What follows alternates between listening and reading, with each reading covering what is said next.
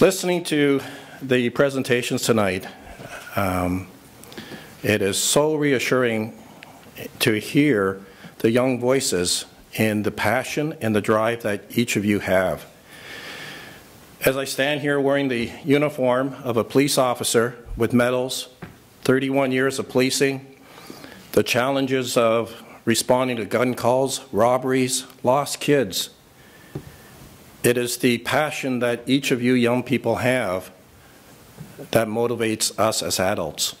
See, when I look back as a new Canadian, arriving here as a young kid, my parents, the youngest in our family, was about 6 months, my youngest sister, and the oldest, my oldest sister, was 8.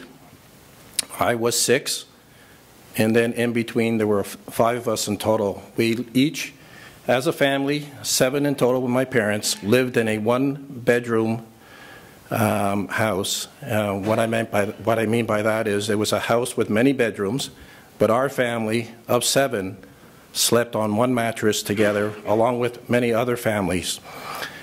We were lucky in that after 6 months we were able to move into Ontario housing, or Toronto housing, growing up in Regent Park. And so growing up in Regent Park was interesting in that as a new Canadian, I didn't speak a word of English. In grade 1, I remember having my face being pushed into the sandbox by other kids.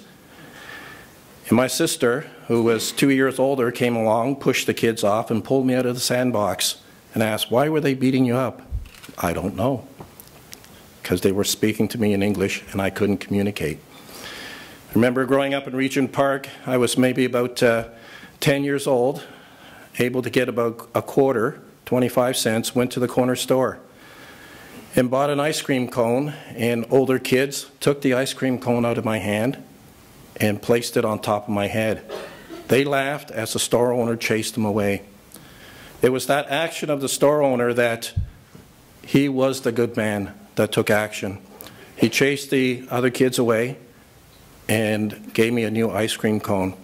It was those interactions with people that helped me. My older sister, this store owner, a police officer, age of 11 years old, got home from school and noticed that at that time they were the Toronto Metropolitan Police Service, driving around the area.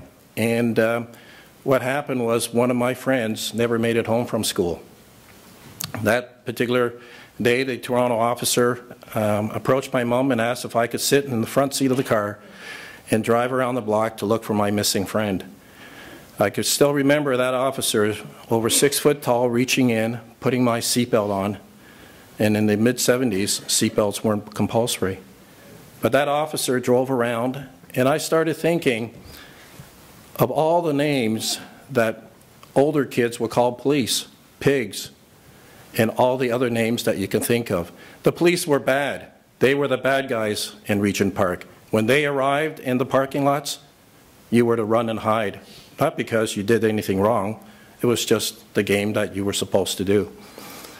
And so when I hear about the passion and the stories that you talk about, this officer changed my life by simply having me drive around looking for my missing friend.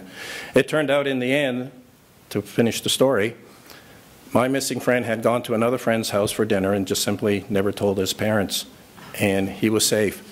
But that officer, and I don't know his name, made an impact on me that from that day forward, at that very young age, I wanted to be a police officer to help others.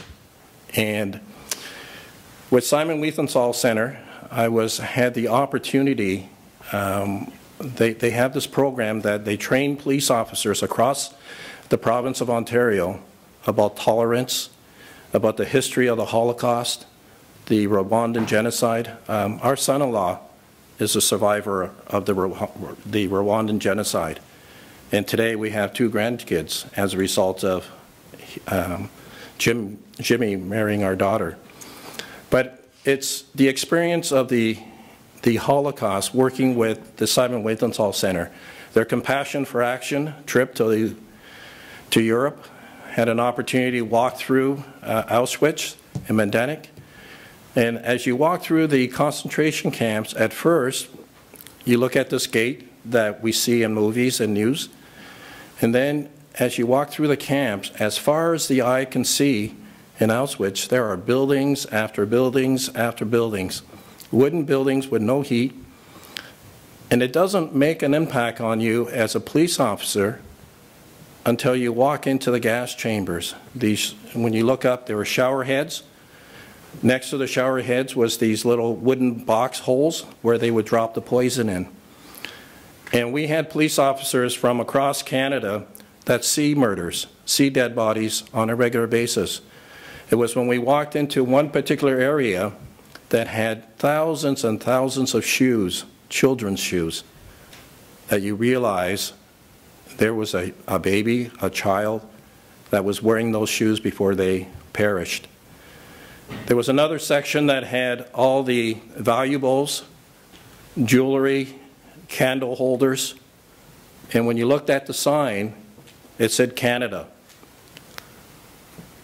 See, Canada, even for the Nazis, was a place of milk and honey. And this is where they had stolen all the people that were brought to the concentration camps and put there. So when I hear the stories and the passion that you guys have to the students, congratulations. What a night. You guys are all winners to be here. I know that there are teachers, school board members. This is a program that I would just congratulate the Simon Wiesenthal Center for a job well done. And to the students, congratulations. Thank you.